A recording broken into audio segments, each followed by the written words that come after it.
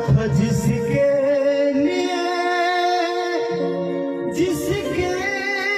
लिए मरता था। एक ऐसी लड़की थी जिसे मैं प्यार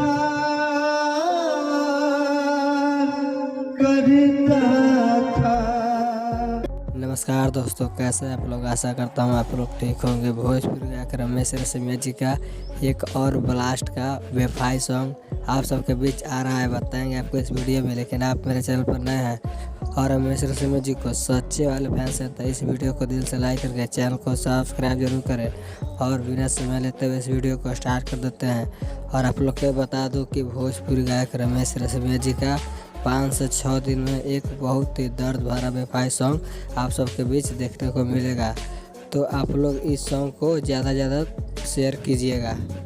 आप लोग के वीडियो के शुरुआत में ही देखने को मिला होगा कि रमेश रेशमिया जी कैसे वो अपने न्यू सॉन्ग को लेकर प्रयास करते हुए दिख रहे हैं। अगर आप लोग रमेश रेशमिया जी को चाहते हैं तो इस वीडियो को ज़्यादा शेयर करें। और मेरे चैनल पर नए हैं तो मेरे चैनल को भी सब्सक्राइब जरूर करें। तो कैसा लगा यह वीडियो कमेंट करके ज़रूर बताएं। तो मिलते हैं नेक्स्ट वीडियो में, तब तक के लिए जय हो भोजपुरिया समाज।